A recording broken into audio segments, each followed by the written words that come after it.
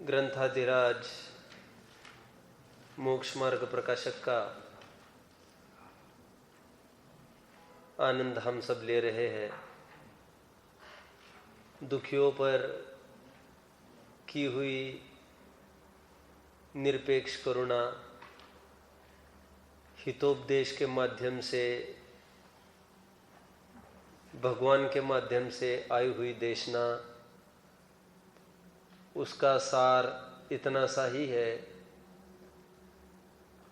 कि अपने में उत्पन्न होती हुई इष्ट अनिष्ट कल्पनाएं ये हमारे लिए दुख का कारण है।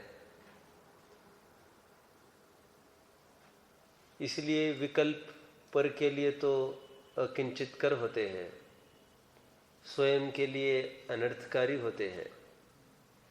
हमारी मिथ्या मान्यताओं से पर में परिणमन कदापि नहीं हो सकता।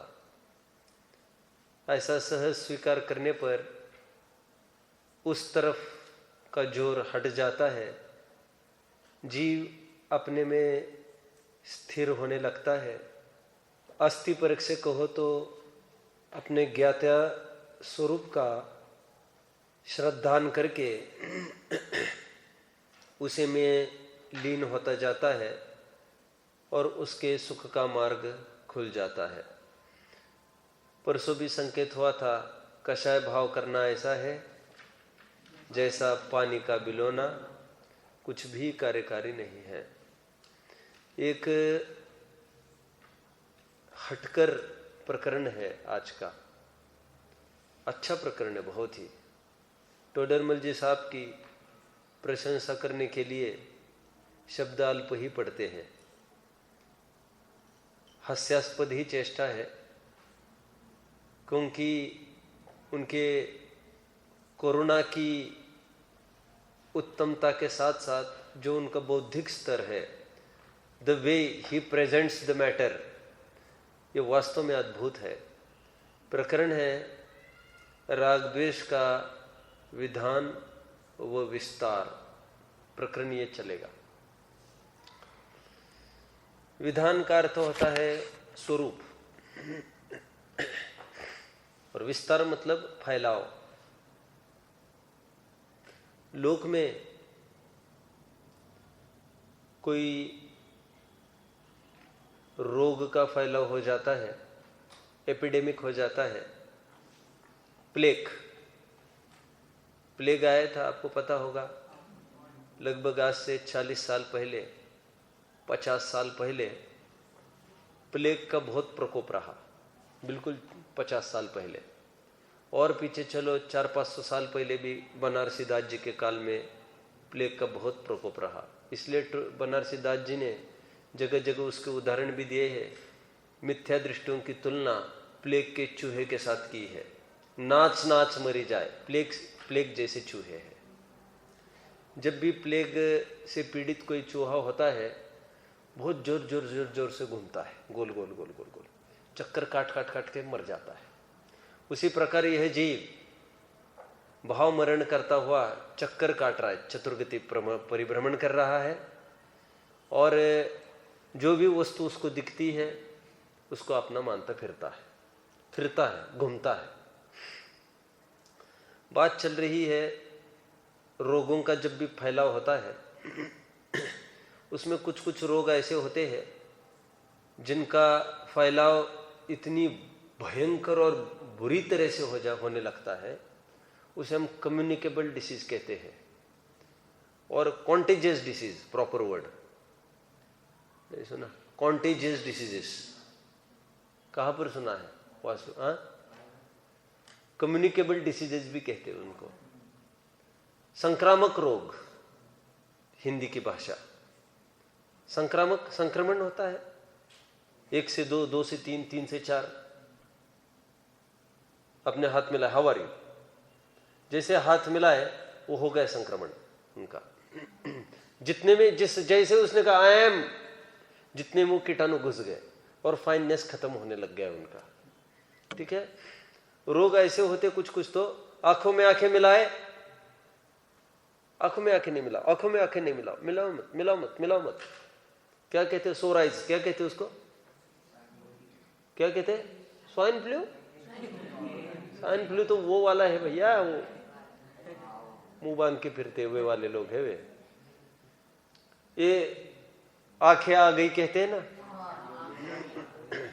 आंखें आ गई कहते हैं, उसमें कुछ वायरल इन्फेक्शन हो जाता है, लाल लाल लाल। दूसरों को देखा और बस वो हो गया डिसीज उसको, सामने वाले को। देवेश समझ में आया? तो देखते देखते गलती से ही कोई देख जाए, बस उसको हो ही जाता है वो। और फिर यहां से हो जाएगा कहीं, यहां से गया कन्याकुमारी, बस वहां पर पूरा फैलाव हो गया। वहां का आदमी गया दिल्ली, पूरा फैलाव, ये सब लपेट में आते रहते। विदेश चला गया, पूरा लपेट में आ गया। समझ में आया? वेश्याएं HIV का प्रचार प्रसार ज्यादा नहीं कर सकती, दिन में 3-4 जन को दूषित कर सकती है, और वो भी कब मरेंगे क्या मालूम। यदि दवा लेंगे तो वे भी 50-50, 60-60 साल जी लेते, HIV वाले भी। टीबी का संक्रमण पुराने जमाने में होता था तो टीबी के मरीजों को जंगल में बिठाया जाता था, खेतों में बिठाया जाता था, बिल्कुल उनको संपर्क में नहीं आने देते थे किसी के, एकदम दूर, किलोमीटर दूर। हो जाती कई बीमारियां ऐसी, सांस में भी फैलने लगती है वो। इसलिए यहां तक की नौबत आ जाती है कि उनको एयर टाइट कंपार्टमेंट में उनको कहा जाता है, बस उनको वहां से बाहर नहीं निकालना, बस बनाए रखे दो। देवेश रतनलाल गंगवाल नाम के अच्छे खासे विद्वान थे अपने, और धन संपन्न थे, और दान पुण्य अनुष्ठानों में भी अच्छे स्तर का योगदान उनका रहता था। उनको बहुत अच्छी लेविश लाइफ थी उनकी, क्योंकि पैसा है, सब है उनके पास, तो सब ही था, उसमें कोई बात ही नहीं। उनका जीवन एसी के बिना नहीं गया। दीदी ने सुनाया, कब सुनाया? पिछली बार की बात है, ठीक है। तो आप ही सुनाओ कि नहीं सुनाओ फिर? तो ऑफिस में गए, वहां पर पहला कदम रखा एसी, पहला कदम ऑफिस से बाहर रखा सीधा गाड़ी में एसी, गाड़ी से एक कदम बाहर रखा, घर पर आए, घर पर एसी, सब कुछ सेंट्रलाइज, सब कुछ एसी। एसी के बिना जीवन नहीं गया। कलकत्ता के थे वैसे, और डॉक्टर ने बोल दिया आपको स्किन डिसीज हो गई है। तो जयपुर में भी एक कार्यक्रम में वे आए थे, अंत में, बिल्कुल अंत में मतलब फिर 1 ही 2 दिन बाद वे मर गए थे, 2-4 दिन बाद समझ लो। तो अध्यक्ष के रूप में उनको बुलाया गया था वहां पर। तो बड़ी सिक्योरिटी में आए थे वे, मतलब आगे पीछे तक कोई नहीं था उनके, सब कुर्सियां, बीच में टेबल, और फिर ही बात हो जाती थी। बड़ी बड़ी टेबल्स 2-4, और फिर वो बात कर सकते थे कोई भी। ऐसी हालत में वे बिल्कुल अंत में आए थे। तो फिर उनका संबोधन भी हुआ था, और बाद में उनको बताया गया कि इनको विदेश में ट्रीटमेंट होगा इनका। अमेरिका ले गए फिर उनको। डॉक्टर ने वहां पर बोल दिया था कि घर वाले आपके साथ बात नहीं कर सकेंगे कोई भी, तो 15 फीट की दूरी पर कोई भी आएगा, और बन पैक कांच रहेगी, वो बन पैक एयर टाइट वो कैबिन रहेगा उनका अपना। डॉक्टर भी बहुत सावधानी से अंदर आएगा, सब ऊपर से नीचे तक पैक होकर। घर वाले तो मिल ही नहीं सकेंगे, करना हो बात तो सवाल ही ज्यादा नहीं खड़ा होता। वो बीच में दर्पण रहेगा, बस कांच रहेगी, बस ट्रांसपेरेंसी, और बस वो वहां से देख देख के रोए, ये यहां से देख देख के रोए। उसको लोभ ये सताने लगे कि अपने नाती पोता आ रहे, देख रहे सब। उसकी माँ भी कैसे चाहे, उनका सगा लड़का भी कैसे चाहे कि मेरा लड़का जाकर मेरे पिताजी को मिले, चाहेगा क्या? रोग की कीमत पर, रोग होने की कीमत पर कोई बर्दाश्त करेगा क्या? तो बाहर से ही देख देख कर झूरते थे दोनों। तो उन्होंने अंतिम बात बोल दी थी कि मुझे इंडिया जाना है, मुझे नहीं यहाँ पर रहना है। फिर वे यहाँ पर आते ही तत्काल मर गए थे। रोगों का फैलाव की बात चल रही है अपने। संक्रामक रोग कुछ कुछ ऐसे होते हैं, ये तो बहुत धीरे धीरे फैलते हैं। कुछ कुछ संक्रामक रोग ऐसे होते हैं वो इतनी शीघ्रता से फैलते हैं। पानी, भोजन सामग्री, संभोग, इसके माध्यम से फैलने वाले संक्रामक रोग बहुत ही कम है, बहुत ही कम स्तर के। हवा आदि के माध्यम से कल्पना करो यदि फैलने लग जाए, आज यहाँ पर सैकड़ों, वहाँ सैकड़ों, वहाँ सैकड़ों, वहाँ सैकड़ों, कैसी क्या कल्पना होगी? कल्पना करो क्या स्थिति होगी। और उससे भी ज्यादा संक्रामक रोग है राग द्वेष। यहाँ पर ये चर्चा चलने वाली है। कितना संक्रामक रोग है ये? कि रे एक के साथ तुमने संबंध स्थापित किया, करके देख लो। एक के साथ संबंध स्थापित किया, कितने जन लपेट में आ जाते कह रहे। एक शादी की, कितने रिश्तेदार हो गए तुम्हारे? उनके तो 5 मामा है साहब। और फिर कुछ मत बोलो तुम। इतना उसका, उसका इतना, उसका उतना, उसका उतना, जितने उनके रिश्ते हैं उतना अपना फसाव हो गया, चालू हो गया ना फसाव।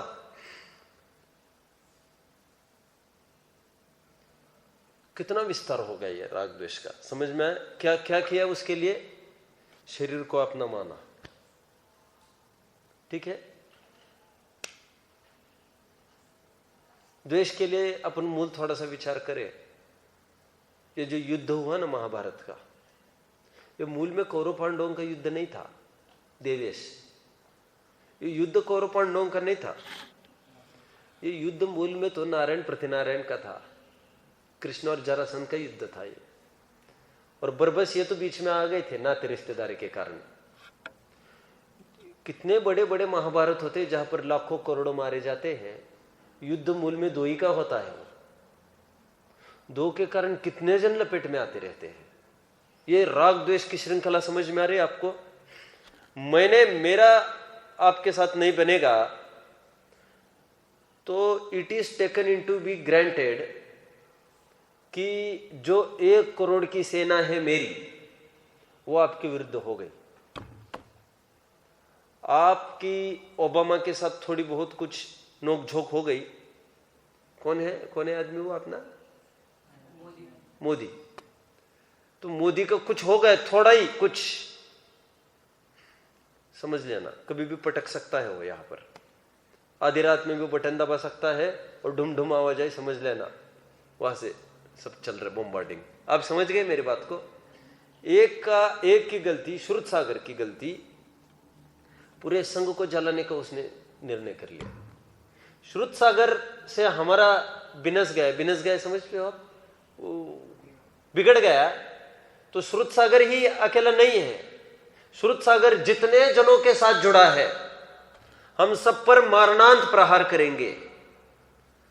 श्रुत सागर ने तो कुछ बातों में थोड़ा कुछ किया है। वे तो मौन थे ना, लेकिन है तो उसी संघ का। और इस संघ का भी नहीं होता ना वो, हम तो कहीं का भी नग्न दिगंबर मुनि होता, हम तो उसको पकड़ लेंगे अभी। ये समझ गए? हम कहीं भी मुसलमान को देखेंगे अभी, हम वही रोष भरी दृष्टि से देखते रहते हैं। मनन क्या किया? एक पाकिस्तान ने एक अपने बॉर्डर पर एक सैनिक को मार दिया। यहां का मुसलमान कैसा दिखता है हमको? कैसा दिखता है बोलो ना? एकदम उतना ही आतंकी दिखता है जैसा वो आतंकी। ये समझ गए आप मेरी बात को अच्छे से? टोडरमल जी साहब कह रहे हैं हमने क्या किया, इस शरीर में इष्टानिष्ट कल्पना की, या अच्छा बुरा। तो कह रहे हैं इस शरीर के लिए जो जो अनुकूल था उनमें हमने राग किया। इस शरीर के लिए जो जो प्रतिकूल था, अभी प्रतिकूल की छोड़ो थोड़ी देर के लिए, वो बी सेक्शन में खोलेंगे उसको। 1A में आओ आप। शरीर के साथ संबंध जोड़ा, 1, पहली गलती करी। अब इसमें जो जो भी शरीर के लिए अनुकूल है उनसे स्थापित किया राग, और जो जो भी शरीर के लिए प्रतिकूल है उनसे स्थापित किया द्वेष। ये 1A हो गया। अभी बी में क्या आएगा? तो जिनके प्रति राग, पत्नी बहुत अच्छी अच्छी खिलाती है, सेवा करते हैं, हमारे बच्चे सेवा करते हैं हमारे, तो राग हो गया था ना। अभी बच्चों की तरफ कोई आंख उठाकर देखेगा, उनके प्रति होगा हमारा द्वेष, और बच्चे की कोई पीठ थपथपाएगा, उनके प्रति होगा हमारा राग। कहां तक फैलाव चल रहा है? यहां पहले यहां तक सीमित थे। तो मेरी आकर देवेश दौड़ता आया और मेरे हाथ में से बैग ले ली, पंडित जी मैं हूं ना, आप क्यों चिंता करते हो? तो इसके प्रति मैंने स्थापित किया, अभी इसी के प्रति नहीं रहा। अभी मनन ने जाते जाते कहा, क्यों तो चापलूसी करता रहता है? तो न चाहते हुए भी, अच्छा मनन ऐसा बोला, देख लूंगा इसको, अभी अभी आ जाएगा लपेट में बहुत जल्दी, देखता हूं। और किसी ने यह कहा, समय ने यह कहा, गुरुजनों की सेवा करना हमारा धर्म है। हम करते नहीं है कि किसी का नहीं बोझ ढोते हैं क्या? कितना करते हैं गुरुजनों का, क्या तो आफत क्या है? समय अच्छा बच्चा है, कहीं ना कहीं इसको सोचेंगे अपना अच्छा, ये मन ही मन में चल रहा है, आप समझ गए?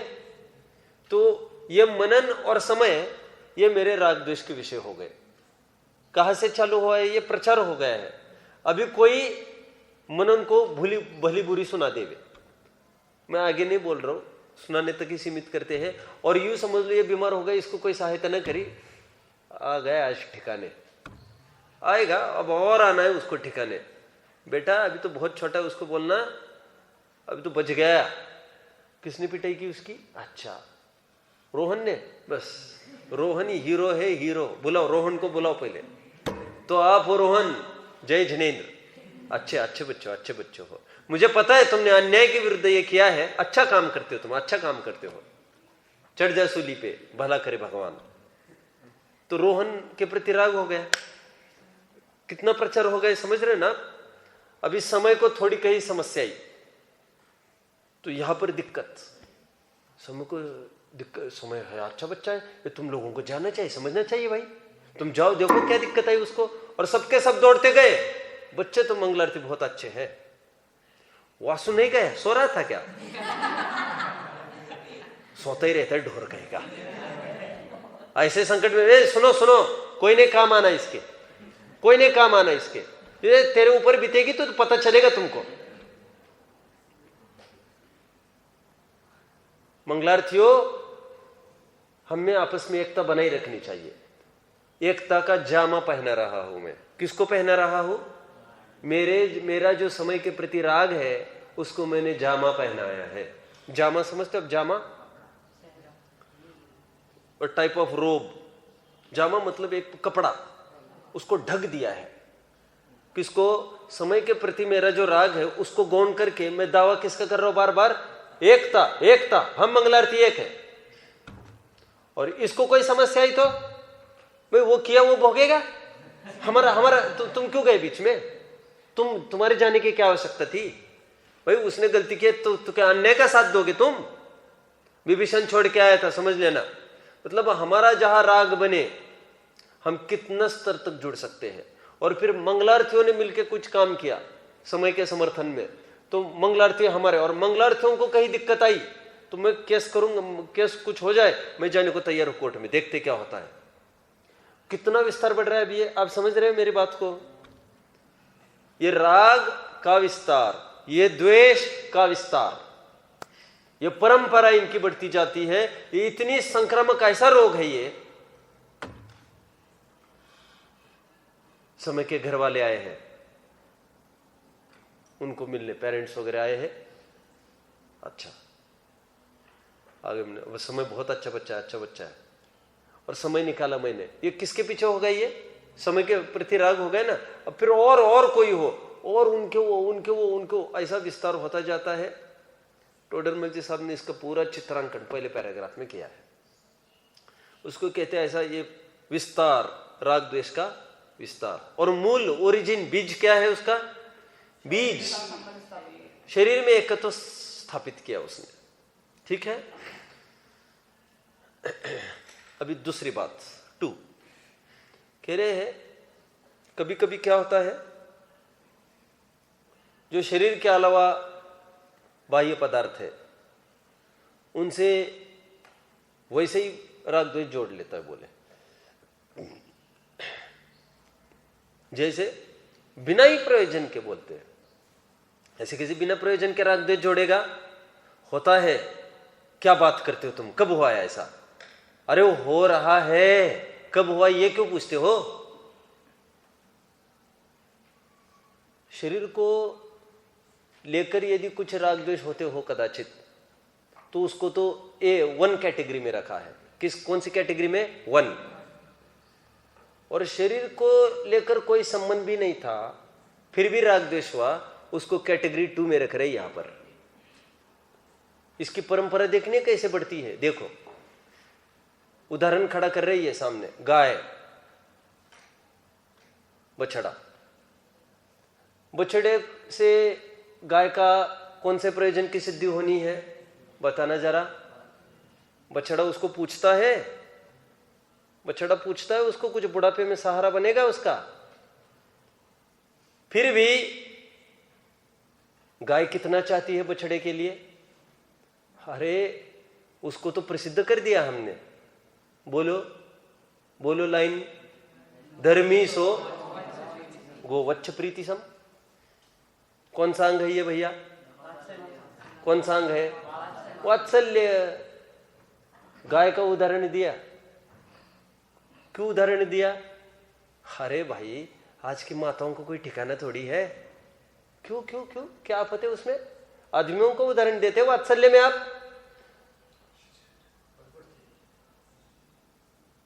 बोले आप समझते ही नहीं हो।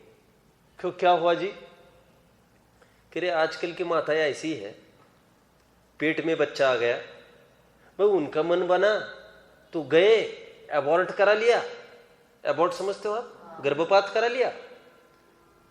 यह मां का बच्चे के प्रति उपकार होता है, यह हम कौन से मुंह से कहे? समझ में आया क्या? हम ऐसे लिखते थे ना मां के बारे में, तो पहली लाइन उसमें ये रहती थी, मां यह शब्द सुनते ही हृदय प्रेम से भर जाता है। क्या कहा मैंने? भर जाता है। My mother is the best lady in the world. ठीक है। और आज मां के बारे में वो छवि खत्म हो गई ना, तो फिर उदाहरण कौन सा दिया? फिर उदाहरण दिया गोवच्छ प्रीति सम। जान जाने की कीमत पर भी, और कोई प्रयोजन नहीं है उसको, गाय को बिना प्रयोजन के भी वो जाती और बछड़े को बच्चा देती है। ये वात्सल्यां की वाहवा नहीं करने बैठे हैं यहां पर। ये बोल रहे देखो मोह कैसा है। देखो एकदम अजब गजब का प्रकरण लगेगा आपको। समझ में आ रहा है? ये मोह की डेवलपमेंट है ये एक प्रकार से। इसलिए जानते हो आप, करुणा भाव को मोह का चिन्ह कहा। क्या कहा मैंने? मोह के 3 चिन्ह बताए, उसमें करुणा भाव एक ले लिया। करुणा भाव भूमिका के अनुसार करुणा भाव होगा, उसमें निषेध नहीं है। कर्तृत्व बुद्धिपूर्वक करुणा भाव, वो चौथे गुणस्थानवर्ती मोह का चिन्ह लेना। समझ में? और मुनिराज को तो हर परिस्थिति में करुणा भाव तो उनको होता ही नहीं, जैसा लौकिक जनों को होता है। उनको तो करुणा बिना हृदय करी। और मुनिकुंद ऋचुशास्त्र साथिया अमृतपुरिया कोटर में छोड़ दी, इतनी उनकी करुणा। तुम्हारे घर पर भेज देंगे, ऐसी भी कोई करुणा नहीं है इतनी। मैं क्यों बता रहा हूं? ये पॉइंट कौन सा चल रहा है अपना? पॉइंट कौन सा चल रहा है? अच्छे से बोलो देवेश। पॉइंट 2। फर्स्ट में क्या देखा? शरीर के प्रति राग, और फिर राग द्वेष और पूरा उसको विस्तार। केमिस्ट्री कौन पढ़ता है अभी? यूरेनियम, मैं भूल गया बहुत सारी बातें, मुझे याद कुछ है नहीं। यूरेनियम होता है, ये यूरेनियम 93 उसकी एटॉमिक नंबर, और वहां पर 294 ऊपर लिखते हैं, ऐसा है ना कुछ। उसकी रेडियो एक्टिविटी दिखाते थे, याद आ रहा है आपको? बस वो फिगर अभी खड़ी करो आपके ज्ञान में। मैं तो भूल गए वो अभी सब। एक यूरेनियम था, यूरेनियम होता है, फिर उसको कुछ केमिस्ट्री से उसको कुछ कोलिजन कराओ, कोलिजन ऐसा होता है ना कुछ। तो कोलिजन से फिर वो क्या 2 ब्रांचेस निकलती है, फिर 2 की उसको कहते हैं थे चेन रिएक्शन। किसको याद है चेन रिएक्शन? एक यूरेनियम ने कितना बड़ा क्या क्या कर दिया, फिर उसको कहते हैं आज बॉम्ब ब्लास्ट वगैरह जो भी होते हैं वो सब इसी विधि से होते रहते हैं। इसलिए मैंने पहले कहा था, कोई भी संक्रामक रोग में इतनी ताकत नहीं है जितनी ताकत राग द्वेष में है संक्रमण कराने की। कितनी ताकत है उसको? एक रागी जीव को यहां पर बिठाओ और 50 जनों को सामने बिठाओ, वो बैठे ही बैठे सबको रागी कराएगा। और एक फिल्म थिएटर, एक हीरो हीरोइन क्या काम करते हैं और कितना संक्रमण कराते हैं राग द्वेष का एट ए टाइम। समझ में आया? और सर्वत्र विश्व में संक्रमण 2 आदमी कर रहे, हीरोइन हीरोइन मिलकर नहीं कर रहे, करा रहे क्या? राग द्वेष का विधान और विस्तार, शरीर को अपना माना, ये राग की परंपरा ये चली चली चली चली, द्वेष की परंपरा ये चली चली, ये पूरी ऐसी रेडियो एक्टिविटी जैसा चेन यहां पर बना देना। ठीक है? विस्तार इसको कहते हैं। टोडरमल जी साहब के शब्दों में क्या शब्द है इसके लिए? बोलिए ना, विस्तार। और फिर सेकंड पॉइंट में क्या खोला है अपन ने? जहां पर प्रयोजन भी नहीं है कुछ सीधा अपना, वहां पर भी राग द्वेष करने लग जाता है। उदाहरण किसका दिया है? गाय का दिया है बछड़े के प्रति। चलो हमारा तो बहुत अच्छा है, हमारा तो बहुत अच्छा है, तुम्हारा क्या अच्छा है? और दूसरा उदाहरण तो ये दिया है, ये राग के लिए दिया, द्वेष का तो दूसरा दिया उदाहरण। कौन सा? बिना प्रयोजन के ही बिल्ली वो झपटती है चूहे को खाने के लिए। कौन सी शत्रुता है उनकी? कौन सी शत्रुता थी जो भुनानी है आज? कुछ नहीं है ना ऐसा। पहले कभी कुछ हुआ था क्या? आते जाते कभी धक्का दिया होगा बिल्ली को उनने, चूहे ने? ऐसा कभी हुआ होगा क्या? पर्व तुम खड़े अच्छे से बैठो।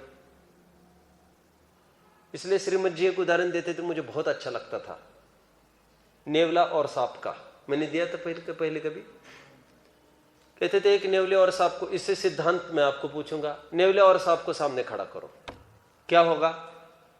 जान के प्यासे हो जाएंगे एक दूसरों के। श्रीमद जी कहते हैं ऐसा नहीं है कि इनका पूर्व में कोई बैर था। इन्होंने तो जीवन में फॉर द फर्स्ट टाइम वो एक दूसरों को देख रहे हैं।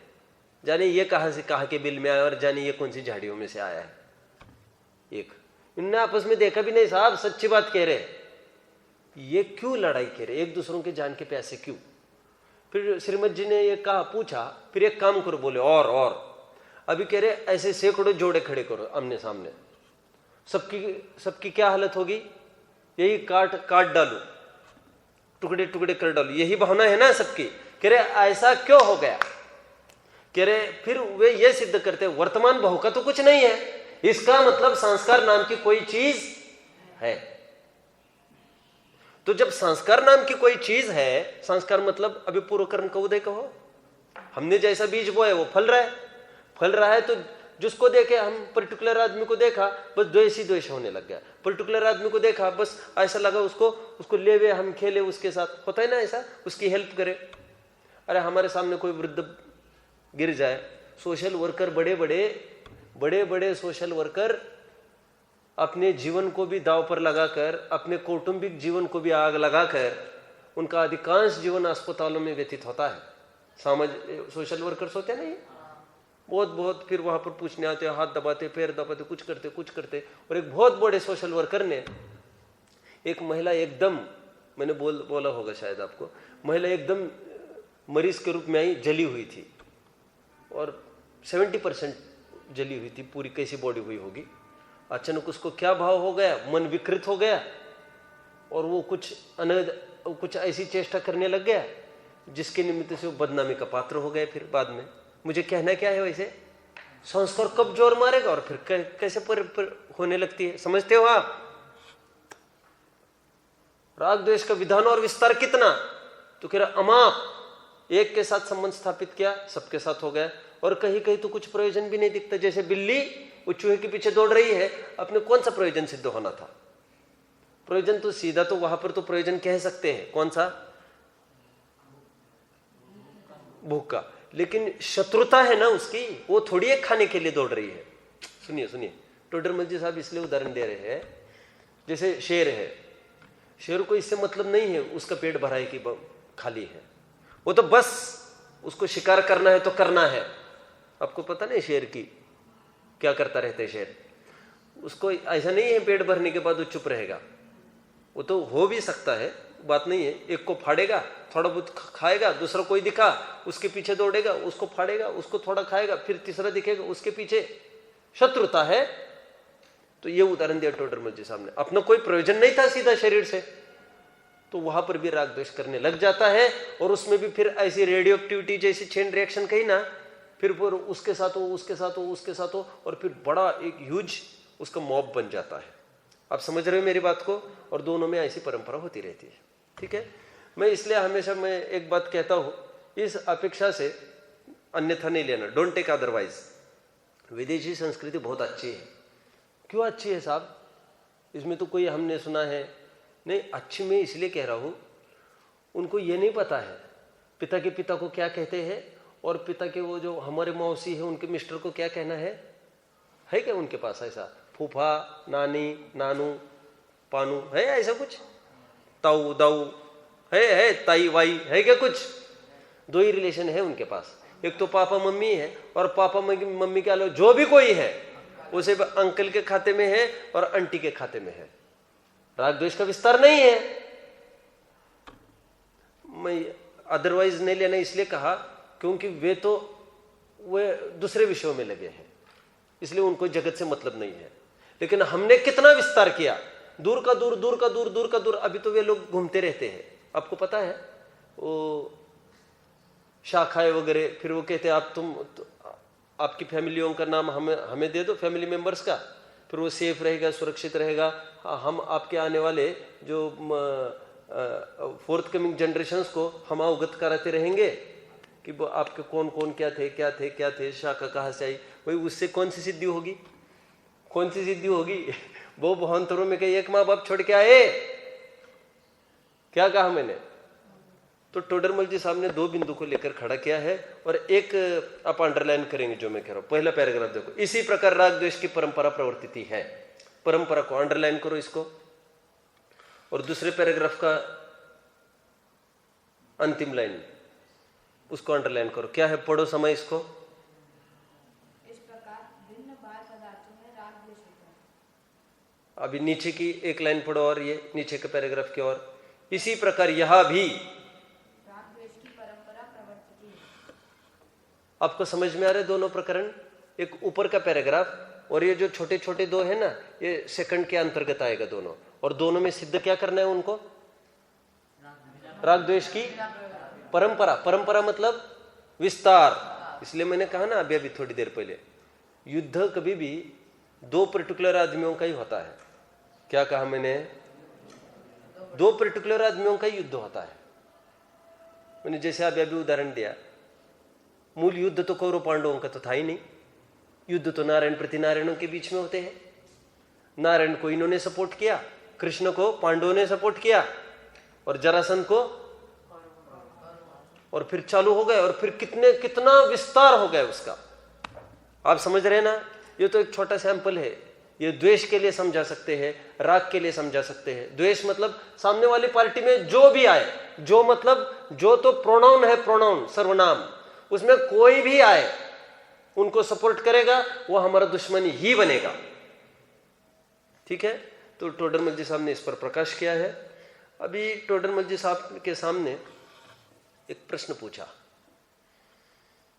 प्रश्न ये पूछा, ऐसा क्यों होता है? ये जिनसे प्रयोजन है, जिनसे प्रयोजन नहीं है, ऐसों से राग द्वेष क्यों करने लग जाता है?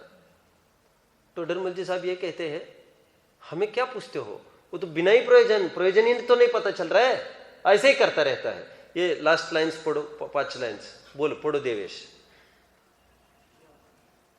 यहाँ प्रश्न है कि अन्य पदार्थों में तो राग द्वेष करने का प्रयोजन जाना, परंतु प्रथम ही मूलभूत शरीर की अवस्था में तथा जो शरीर की अवस्था को कारण नहीं है, उन पदार्थों में इष्ट अनिष्ट मानने का प्रयोजन क्या है? ये क्या समझ में आया? प्रश्न कौन बताएगा? प्रश्न में थोड़ा कॉम्प्लिकेशन है समझने में। कौन समझ रहा है इसको? बोलो, क्या बोलना चाहते हैं? अन्य पदार्थों में तो, अन्य पदार्थों मतलब क्या लेंगे? आप पढ़ो फिर से प्रश्न। अन्य पदार्थों मतलब क्या लेंगे? क्योंकि नीचे तो स्पष्ट बोल रहे हुए, अन्य पदार्थों में तो राग द्वेष करने का प्रयोजन जाना, वो तो समझ में आया अन्य में क्यों करता है। परंतु प्रथम ही मूलभूत शरीर की अवस्था में तथा जो शरीर की अवस्था को कारण नहीं है उन पदार्थों में इष्ट अनिष्ट मानने का प्रयोजन क्या है? कॉम्प्लिकेशन जा रहे थोड़ा, सुनो सुनो सुनो। ये शरीर कहा, ये पैराग्राफ 1 की तरफ संकेत किया, और शरीर के अवस्था को कारण लिखा ना, नहीं है, वो पैराग्राफ 2 की तरफ संकेत करते हैं। कितने जन समझ रहे प्रकरण को? थोड़ी भी कठिनाई पड़ती हो तो तुम संकेत करना, मैं बहुत खोलूंगा फिर। ये समझ रहे अच्छे से? मैंने क्या कहा? क्या नाम है इनका? आप समझ रहे अच्छे से? कौन से 2 बातें हैं? शरीर में कारणभूत, शरीर में कारणभूत नहीं है, उनसे राग द्वेष, इन दोनों। तो उनका प्रयोजन क्या है? और कह रहे अन्यों में राग द्वेष करता है, ये तो समझा, तो अन्य मतलब क्या लेंगे फिर यहां पर? नहीं तो फिर दिक्कत आएगी ना, इसमें दिक्कत आएगी ना ऐसा सोचने में। शरीर से अलग जितने भी है तो फिर वो दूसरे पैराग्राफ में चला जाएगा ना। कितने जन समझ रहे? इनका कहना मैंने कैसा झुटलाया है? सुनो सुनो, इनका कहना क्या था और मैंने कैसे उसको झूठ बतलाया, एक कौन बताएगा? किसको ख्याल में आ रहा है? ये क्या बोल रहे, इनका क्या बोलना है? ए समय, इनका क्या कहना है? रोहन का क्या कहना है? अन्य पदार्थों में क्या लिया जाए, ऐसा उनका कहना है। क्या कहना है उनका? क्या लेना है? क्या कहना है उनका? शरीर के अलावा अन्य पदार्थ। और मैं कह रहा हूं ऐसा नहीं लेना यहां पर। क्यों नहीं लेना? क्योंकि तो स्पष्ट नीचे लिख रही है। तो अन्य पदार्थ में क्या आएगा मालूम? सुनिए सुनिए सब। नहीं भाई, यहां पर यह आएगा आगे की जो अपने रिएक्शन ली है वो सब अन्य इसमें आएगी। मतलब जैसे शरीर को अपना माना अपन ने, अभी शरीर को लेकर जितना भी परिकर खड़ा हुआ दिख रहा है, तो कह रहे अन्यों में राग द्वेष क्यों करते? ये तो हमने माना। कैसे माना? इस शरीर के प्रति राग है तो इसके प्रति तो राग होगा। मैं गिर जाऊंगा तो उठाने वाले के प्रति होगा राग, और जिसने बीच में पैर गलती से भी आए तो उसके प्रति हो जाएगा द्वेष, और बुद्धिपूर्वक डाला होगा तो उसके प्रति होगा महाद्वेष। ये तो समझ में आया कह रहे उनके प्रति राग द्वेष क्यों होता है, इसके प्रति क्यों होता है उसका। ये तो एक बात, तो एक प्रश्न तो ये है। और दूसरा प्रश्न तो ये है उनका, ये भी समझा कह रहे क्या कि वो जो बिना मतलब कि आप बोल रहे हो कि गाय को बछड़े से कोई मतलब नहीं फिर भी राग कर रही है, बिल्ली को चूहे से कोई मतलब नहीं फिर भी शत्रुता कर रही है, वो समझ रहे? तो बोले ये भी समझ में आ रहा है। तो कह रहे ये अन्य पदार्थों में जो राग द्वेष हो रहा है, इसके बाद चेन, पूरी चेन नहीं समझ में आ रही आगे। जैसे चूहे को झपट रही थी बिल्ली पकड़ने के लिए, अभी किसी ने चूहा वो बिल्ली को रोक दिया तो उसके प्रति हो गए बिल्ली को द्वेष। वो बराबर वही छिपी रहती है, आप देखना, वो चाहती है निरंतर ये यहां से हटे तो मैं यहां चली जाऊंगी। तो उसको ये तो समझ में आए कह रहे अन्यों के प्रति कैसे द्वेष होगा, लेकिन मूल में चूहे के प्रति क्यों द्वेष हुआ? मूल अन्य मतलब आगे का तो समझ में आ गया हमको, लेकिन मूल में ये राग द्वेष कैसे हुआ, ये प्रश्न है। कितने जन को अब समझ में आ रहा है? आदित्य, अन्य में क्या लेंगे? आगे का। लेकिन मूल मतलब शरीर को अपना मानना, शरीर के प्रति राग द्वेष और शरीर के कारणों के प्रति और बिना प्रयोजन वाले राग द्वेष, ये कैसे हो गया? तो टोडरमल जी साहब क्या कह रहे? तो कह रहे कैसे होगा ये हमको क्या पूछ रहे हैं, हमको ही नहीं समझ में आ रहा। कुछ भी प्रयोजन नहीं होते हुए भी ये क्यों लगा है पीछे? आगे तो उत्तर देंगे, उसको ये नहीं कर रहे वे, चुप नहीं कर रहे, लेकिन पहले तो ऐसा बोल रहे हैं। पढ़िए अभी फिर से इसको। प्रश्न है कि अन्य पदार्थों में तो राग द्वेष करने का प्रयोजन जाना, परंतु प्रथम ही मूलभूत शरीर की अवस्था में तथा जो शरीर की अवस्था को कारण नहीं है। पहला यहां पर नोट करो आप, पहला 1 लिखो, जो शरीर की अवस्था में 1 तथा जो शरीर की अवस्था को कारण नहीं है 2, ऐसे 1 2 और ऊपर 1 2 पैराग्राफ्स लिखे ना आपने, 1 2 मार्किंग किया कि नहीं? पहले पैराग्राफ को 1 और सेकंड और थर्ड पैराग्राफ को क्या करना है? मिलके कलेक्टिवली 2 करना है। वहां पर उन पदार्थों में इष्ट अनिष्ट मानने का प्रयोजन क्या है, प्रश्न है उनका। उत्तर पढ़ू, देखो। जो प्रथम मूलभूत शरीर की अवस्था अधिक है उनमें भी प्रयोजन विचार कर राग द्वेष करे तो मिथ्या चारित्र नाम क्यों पाए? उनमें बिना ही प्रयोजन राग द्वेष करता है और उन्हीं के अर्थ अन्य से राग द्वेष करता है, इसलिए सर्व राग द्वेष परिणति का नाम मिथ्या चारित्र है। प्रकरण कौन सा चल रहा है? मूल प्रकरण, मूल मिथ्या चारित्र। मिथ्या चारित्र का स्वरूप, ये मूल प्रकरण चल रहा है, उसके अंतर्गत कितने पॉइंट्स खोल रही है? एक दिन तो क्या खोला? इष्ट अनिष्ट की कल्पना। आज क्या खोल रहे हैं? राग द्वेष का विधान व विस्तार। कल क्या खोलेंगे? मोह की महिमा। ये सब मिथ्या चारित्र के अंतर्गत ले रहे हैं। और आज आपको थोड़ा सा शौक भी लगेगा, टाइम अपने पास थोड़ा ही है, शौक इसलिए लगेगा, चारित्र संबंधी बात फिर से आ जाने वाली है।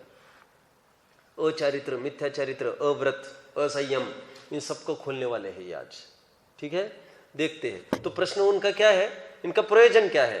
तो टोडरमल जी साहब पूरा फोकस कर रहे हैं, आगे उत्तर ये कह रहे हैं, इन सब का कारण एक ही है, कह रहे हैं मोह। कह रहे मोह ही बलवान कारण है। दो बातें कह रहे हैं उसमें। क्यों? कह रहे बहिरंग कारण हो अथवा न हो, यदि बहिरंग कारण हो, आश्रयभूत कारण, यहां पर बात आएगी। क्या कह रहे उसको? टोडरमल जी साहब कह रहे उसको मोह का उदय आ गया ना, बस सामने जो हो, जो मतलब जो कोई भी, बस उसके प्रति वो वैसा भाव करने लगता है। कह रहे आप समझ रहे सब अच्छे से? एक सामान्य उदाहरण है ना, वेद का विकार सताने लग गया। लोक में कहावत भी है, क्या? दिल आया गधी पे तो परी क्या चीज है, सुना है आपने? जैसा अभी का उदाहरण दिया मैंने, सुंदर महिला से भी प्रभावित नहीं होता था वो कभी, और विकार का उदय सताने लग गया तो एकदम काली कुबड़ी। अपने पुराण में उल्लेख है ना, किसका? चंद्रप्रभ भगवान का 8वां पूर्व भव, पर्याय, चक्रवर्ती जैसी पर्याय, राजा, और उसकी पत्नी किसके साथ मोहित हो गई? किसके प्रति? जो अपने ही नगर में जो हाथियों को संभालता है, महावत, जो काला है, कुबड़ा है, हर प्रकार से अभावग्रस्त है, हर प्रकार से याचक है, और बस उसके अधीनता, और आधी आधी रात उठकर उसके प्रभावित हो गए, बस हो गई। लोक में और एक कहावत चलती है, क्या?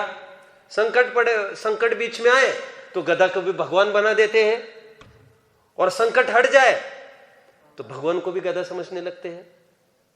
मराठी में कहावत है और एक, वैद्य सरो, रोग सरो, वैद्य मरो। क्या कहा मैंने? रोग हट गया हमारा, हमको वैद्य से क्या मतलब है, और रोग हो गया तो जो भी हमको उपदेश देता है उनके प्रति हमको राग भाव होने लगता है। समझ में आ रहा है मैंने क्या कहा?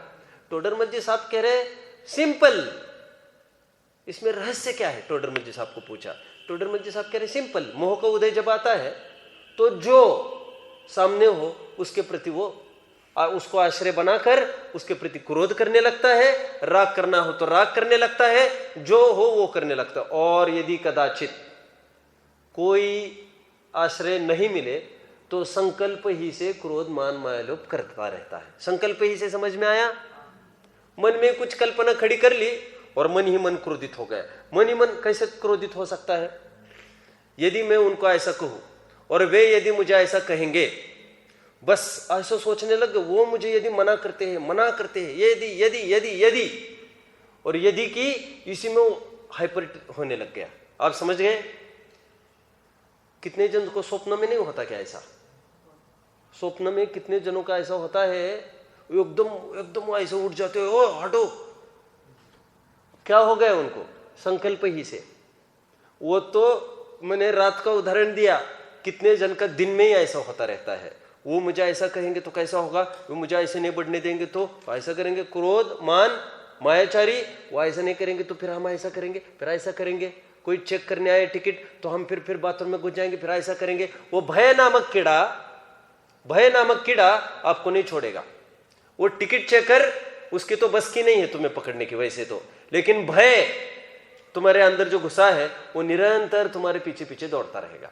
कितना दौड़ता रहेगा वो रोजाना तुमको, वो बड़े बड़े हो गए ना अभी, बड़े बड़े मतलब ये लादेन वादेन जो हुए, बड़े बड़े जो ऐसे लोग रहते ना गुंडे थोड़े से, वो आज यहाँ कल वहाँ, और भूमि खोद खोद कर कितने घर बनाते रहते हुए। ऐसी जगह रहते आप कल्पना नहीं करेंगे जहां पर कोई दूर दूर तक सुविधा नहीं होती है। क्यों? उनको ऐसा, एक पक्षी भी घूमने लग गया ऊपर तो उनको वो होने लगती है आकुलता। आप समझ गए ये क्यों कह रहा हूं मैं इतना सारा? टोडरमल जी साहब कह रहे हो उसमें क्या, मोह का उदय हो तो जो भी आश्रयभूत कारण उसको बना लेते हैं, अथवा संकल्प से क्रोधमानी होते रहते हैं। और कह रहे जिनका मोह नहीं है, ऐसे महामुनीश्वरों के सामने कितने भी निमित्त आए, उनको क्या आफत होती है? कह रहे कुछ भी नहीं होता। ये पैराग्राफ कौन पढ़ेगा? एक कार्य होने में, इसको पैराग्राफ को पढ़ो कोई, वासु पढ़ो जोर से। चलो मैं पढ़ता हूं, सुनिए। एक कार्य होने में अनेक कारण चाहिए, ये टोडरमल जी का कई जगह स्टेटमेंट है। ये एक कार्य के होने में पुरुषार्थ से मोक्ष की प्राप्ति खोलोगे, वहां पर एक मिलेगा। निश्चयाभासी के प्रकरण में आप खोलोगे, वहां पर एक मिल जाएगा। दोनों प्रकरण मिल जाएंगे, ठीक है। एक कार्य के होने में अनेक कारण, अनेक मतलब क्या लेंगे वैसे? अनेक मतलब कितने होंगे? तो कम से कम दो तो होंगे ही। तो दो मतलब कौन कौन से होंगे फिर? कोई भी कार्य के होने में कम से कम दो कारण होंगे, तो कौन से होंगे? कार्य हुआ तो कारण मीमांसा में हमने क्या देखा था? कारण मीमांसा में जैन दर्शन क्या बोलता है? कोई भी कार्य होता है तो अनेक कारण, अनेक मतलब कम से कम दो होंगे, तो कौन से होंगे? निमित्त और उपादान। हेतु द्वया विष्कृत कार्य लिंगा, अमृतचंद्र स्वामी की लाइन। क्या बोला मैंने अभी? भवितव्यता भगवती मदि नहीं, अलंग शक्तिर भवितव्यतेयम हेतु द्वयाविष्कृत कार्य लिंगा। हेतु दो हेतु होते कोई भी कार्य में। तो हेतु कारण मतलब कौन कौन से? एक तो उपादान और एक तो निमित्त, ठीक है। अभी किस में घटित करेंगे देखते हैं हम। देखो, एक कार्य होने में अनेक कारण चाहिए। सो रागादिक होने में अंतरंग कारण मोह का उदय है। मोह का क्षय क्षोभम उपशम कुछ नहीं हो सकता। आगे बढ़ते हैं। वह तो बलवान है। क्या बोल रहे हैं यहां पर? यह बलवान कारण है, अंतरंग कारण। समझ में आ गया आपको? मतलब ये उपादान को बलवान कारण कह रहे हैं। निमित्त पर तो आरोप आता है जबरन, ठीक है ना। लोक में नहीं होता है क्या? साहब आपका लड़का छेड़छाड़ कर रहा है हमारी लड़की को, आपकी लड़की को बोले वो हमारे मोहल्ले में ना आए, तुम अपनी लड़की संभालो। लोक में नहीं होता क्या ऐसा? अरे होता ही कि नहीं? देखो आजकल क्या होता है मैं बता रहा हूं। ये ब्लैकमेल करते ना लोग, कैसे ब्लैकमेल करते देख लो। रास्ते पर 7-8 जन की टीम रहती है इनकी। थोड़ा सा स्कैटर्ड खड़े हो जाते हैं, ग्रुप में नहीं खड़े होते ये लोग। रास्ते के मुंबई का कोई आप रोड ले लो, एकदम क्राउडेड एरिया, वहां पर एक तरफ रास्ते के 2-4 जन खड़े होते हैं, एक तरफ 2-4 जन थोड़े दूर एक नोट डाल देते रास्ते पर। समय 1000 की एक नोट डाल दी नीचे रास्ते पर। तो अपने शरीर के कोई जैन होते हैं, अब नोट किसी को नहीं दिखेगा ऐसा तो होता ही नहीं है, कोई अंधा थोड़ी है। दिखी नोट, लेट गो, चलो आगे। एक हाथ जो होता है ना वो नीचे झुक जाता है, जेब में रख देता है।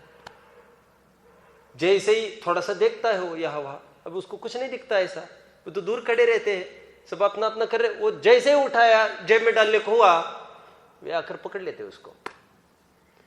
आप कल्पना नहीं कर सकते, पूरा खाली करते उसको, चालू हो जाती ब्लैकमेल। क्यों? पहले ही डरा क्यों? पर वस्तु में प्रवृत्ति की ना उसने, ये प्रधान कारण हो गया उसके डर का। हमारी नोट है, उस पर नंबर है, तुमको ये होगा वो होगा, चल निकाल माल। वो बाकी तो है ही उनके पास, दादागिरी वगैरह सब है ही। तो मेरा ये कहना है उसको, ओहो जाओ दौड़ो भाई बच्चों, कोई देखो कैसे शास्त्र रखे नहीं थे क्या ठीक से? शास्त्र जरूर ठीक से नहीं रखा है ये किसी ने, नहीं तो ऐसे गिरे कैसे फिर? ये ऐसे कैसे रखा किसी ने भाई? गिरने जितना। चलिए, क्या बोला मैंने? मेरा ये प्रश्न है, उसको किसने लूटा? उसको किसने लूटा? अरे उसके लूटने के भाव ने उसको लूटा, तू क्यों झुका? तुम समझ रहे? सिद्धांत कौन घटित करेगा वैसे?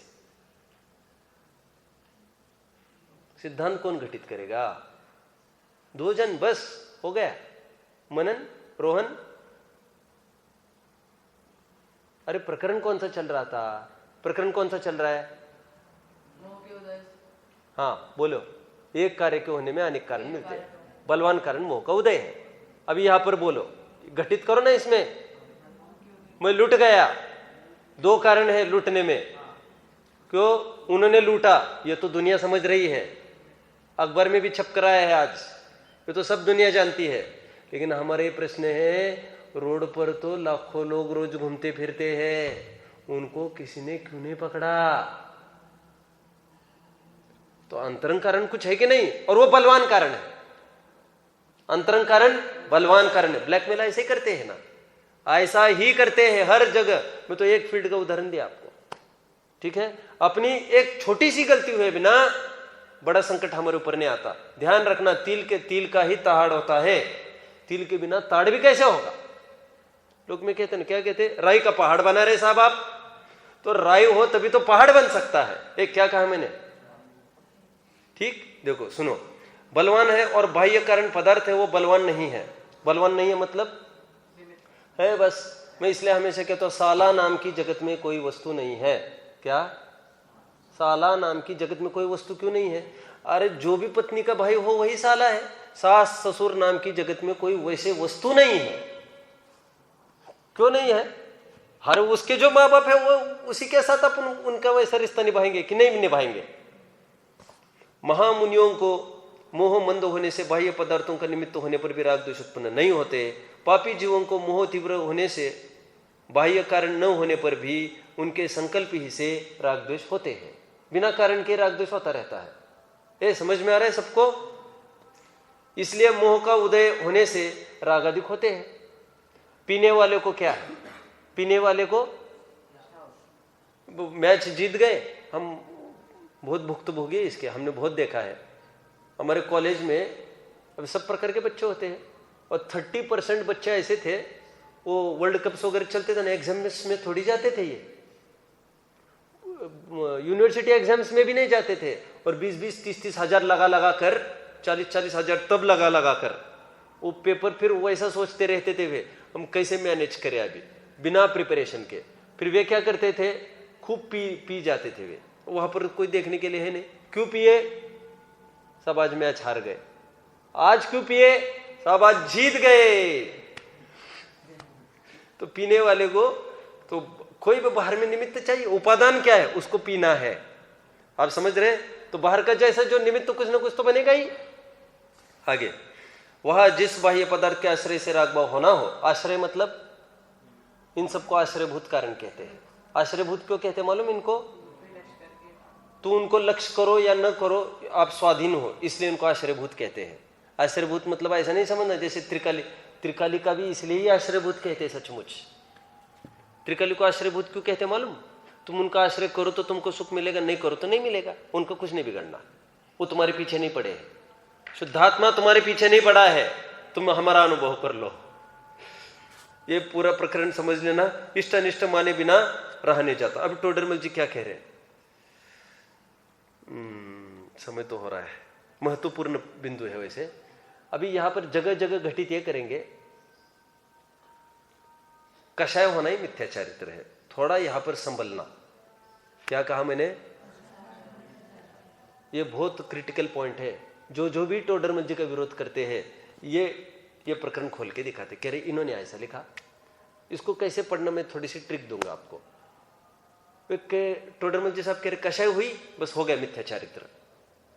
लेकिन हमको ये नहीं भूलना चाहिए, या फिर या ही प्रतीति जुत कछुक ज्ञान और इन जुत विषयनी में जो प्रवृत्त, मिथ्या दर्शन के साथ लगे हुए कषाय की बात है। इसलिए अचारित्र और मिथ्या चारित्र को यहां पर इस प्रसंग में वे पर्यायवाची बोल रहे हैं, तो आश्चर्य क्या है इसमें? आश्चर्य कुछ भी नहीं है। अचारित्र जो चौथे गुण स्थान में होगा उसकी चर्चा यहां पर करना अभिष्ट नहीं है टोडरमल जी को, इसलिए उसको मिथ्या चारित्र नहीं ही कह सकेंगे। किसको? चौथे गुण स्थान को। हालांकि पहले गुण स्थान का जो अचारित्र है परिभाषा में वैसा ही आएगा जैसे चौथे वाले क्या आएगा। कैसा आएगा? संक्षेप में कैसा आएगा? 6 प्रकार के जीवों की हिंसा होती रहती है। अभी करता है होती है, मैं इसमें नहीं पढ़ना चाहता। 6 प्रकार की जीव की हिंसा करता है कि नहीं? षटकाय जीवों की हिंसा। नो इंद्रियेषु विरदो, और इंद्रिय से भी विरक्त नहीं है। 6 इंद्रियों में प्रवृत्ति चल रही, किसकी? चौथे की। अविरत, यह शब्द ही अंत्यदीपक है। क्या बोला? शब्द ही अंत्यदीपक है। चौथे तक अविरति चलेगी। स्तर में कुछ अंतर नहीं है वैसे, लेकिन स्तर क्या बनाया हमने? तुम अच्छे से बोलो, अच्छे से बोलो। स्तर क्या बनाया? स्तर इतना ही है, 12 प्रकार की अविरति है, चल रही है, यह स्तर है हमारा। लेकिन फिर अलगपना कैसे दिखाएंगे? अलगपना ऐसे दिखाएंगे, एक तो मिथ्या चरित्र तो स्वच्छंद प्रवृत्ति करता है और सम्यक दृष्टि स्वच्छंद प्रवृत्ति नहीं करता। मौलिक अंतर कितने जन को समझ में आ रहा है? तो मैं आगे बढ़ूंगा। और फिर स्वच्छंद पूर्वक नहीं करके, फिर वो स्वच्छंद पूर्वक नहीं करेगा तो उसमें सप्त व्यसनादिक की तो होने की तो सवाल ही खड़ा नहीं होता। ठीक है, अंतिम पैराग्राफ मैं पढ़ता हूं, सब ध्यान देंगे। और मैं इसको किसके साथ कोरिलेट करके दिखाऊंगा आधार के रूप में, ये मुझे आपसे सुनना है। कौन कौन बताएगा? प्रयास कौन कौन करेगा?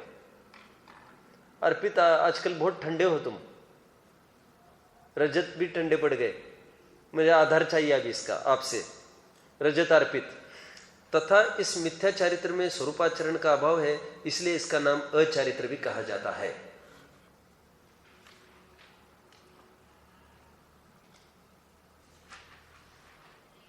कुछ ख्याल में आ रहा है? कुछ ख्याल में आ रहा है? समय क्या ख्याल में आ रहा है? आ रहा है आपको? पकड़ में आया कुछ? कितने जन को पकड़ में आ रहा है? आ गया आपको? बहुत अच्छा, आपको भी आ गया। कितने जन को आया? अच्छे से हाथ ऊपर करो। इस प्रकरण को कौन से प्रकरण के साथ रखकर पढ़ा जाए तो बराबर टोडरमल जी साहब का मंतव्य हमको ख्याल में आ सकता है। मिथ्या चारित्र का पर्यायवाची क्या बोल रहे हैं? अचारित्र। क्यों? स्वरूपाचरण का अभाव। ध्यान रखना, ये मिथ्या दृष्टि की बात है, आप समझ रहे? और मैं और भी प्रमाण आगे दिखाने वाला हूं वैसे ही। ठीक है, किसके साथ जोड़ा आपने? अव्य हमने उस दिन भी देखा था, अदर्शन और अज्ञान। अज्ञान, कुज्ञान, मिथ्या ज्ञान। यहां पर मिथ्या चरित्र को अचारित्र बोल रहे हैं, बस इतनी सी बात हो। सबके साथ कोरिलेट करो अभी, दर्शन में, ज्ञान में और चरित्र में सबका एंड एक सरीका देते हैं। इनकी एक स्टाइल है सिस्टमैटिक, टोडरमल जी की। वे पर्टिकुलर लाइन में जिस बड़े हैं, कभी जब भी वो प्रकरण उठेगा उसी सिस्टमैटिक वे में वे चलेंगे। समझ गए? स्वरूपाचरण का अभाव है, इसलिए इसका नाम अचारित्र भी कहा जाता है। तथा यह वे परिणाम मिटते नहीं है अथवा विरक्त नहीं है, इसलिए इसी का नाम असंयम कहा जाता है या अविरति कहा जाता है। पर्यायवाची कितने हो गए? स्वरूपाचरण, अचारित्र, असंयम और अविरत। अभी और आगे एक आने वाला है, अव्रत। अव्रत क्यों है? 5 पापों का अभाव, इसलिए अव्रत। 12 विषयों में प्रवृत्ति, इसलिए अविरत। ये कितने जन समझ रहे मेरी बात को? अविरत और असंयम तो पर्यायवाची बोल रहे यहां पर, लेकिन अव्रत सूत्र बोलो। 8वें अध्याय का पहला सूत्र बोलो भाई। व्रत 7वें अध्याय का पहला, व्रत। व्रत हिंसा, नृत, स्तेया, ब्रह्म, परिग्रहभ्यो विरति, व्रतम। पहला ही सूत्र है। व्रत किसका नाम? 5 पापों से विरक्ति का नाम व्रत। तो कह रहे 5 पाप से भी विरक्ति नहीं है, इसलिए अव्रती है। 12 विषयों में प्रवृत्ति, 12 विषय मतलब इंद्रिय संबंधी और षटकाय जीवन संबंधी, इसलिए अविरति भी है और असंयमी भी है। और आगे स्वरूपाचरण नहीं है, इसलिए अचारित्र है। पर्यायवाची के सबके आधार दे रहे हुए एक एक चीज, इसका चार्ट बनेगा प्रॉपर। देवेश चार्ट बनेगा किसके? इसका मिथ्या चारित्र का हेतु एक चार्ट में पर्यायवाची नाम, मिथ्या चारित्र हेतु, फिर अचारित्र हेतु, अविरत हेतु। अविरत कोई असंयम बोल रहे हुए, और अव्रत उसका हेतु। ठीक है, आप इसको पढ़ लेना। एक महत्वपूर्ण लाइन, मन के विषयों में तथा पंच स्थावर आदि रस की हिंसा में स्वच्छंदपना हो। स्वच्छंदपने को अंडरलाइन करो बोल्ड टाइप में। स्वच्छंदपना एक ऐसा शब्द है इसमें जो चिल्ला चिल्ला कर बोलता है। क्या बोलता है? क्या बोलता है रोहन? क्या बोलता है? सोचो और हाथ ऊपर करो, क्या बोलता है? यहां का आया हुआ स्वच्छंदपना शब्द, ये चिल्ला चिल्ला कर क्या बोल रहा है? बोलो मत ऐसा कुछ। सोचो सोचो, सोचो, हाथ ऊपर चाहिए आपका जल्दी। कहां पर आया स्वच्छंदपना शब्द? पढ़ो, लाइन पढ़ो। ए वासु, लाइन पढ़ो ना।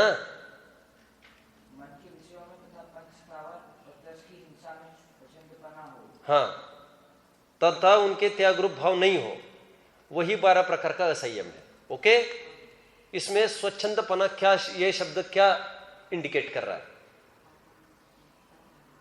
नहीं समझ में आ रहा है? फिर से पढ़ूं मैं मेरे शब्दों में, देखिए। पंच स्थावर और तरस की हिंसा में तथा 6 इंद्रियों के विषयों में स्वच्छंदपना हो तथा उनके त्याग रूप भाव नहीं हो, वही 12 प्रकार का असंयम है, अविरति है। और इसी को आगे मिथ्या चारित्र के साथ जोड़ रहे हुए, तो स्वच्छंदपना यहां पर क्या बता रहा है अपने को? नहीं बता पा रहे, आप बताएंगे? 1 मिनट और कोई बताएगा, प्रयास करेगा? स्वच्छंदपना आया हुआ यह शब्द यहां पर क्या हमको बोल रहा है? खास तौर पर मैं इस परिप्रेक्ष्य में बात कर रहा हूं, अचारित्र को मिथ्या चारित्र जगह जगह लिख रहे हैं यहां पर। और मैं सच्ची बात कह रहा हूं, मेरी 4 घंटे बात हुई थी एक विपक्षी के साथ, और उसने इसकी ये गलती के रूप में बहुत मेरी हुई थी चर्चा। मेरे पास आए थे बड़े विद्वान, इसलिए मैं इस पर ज्यादा फोकस कर रहा हूं। बोलो रोहन।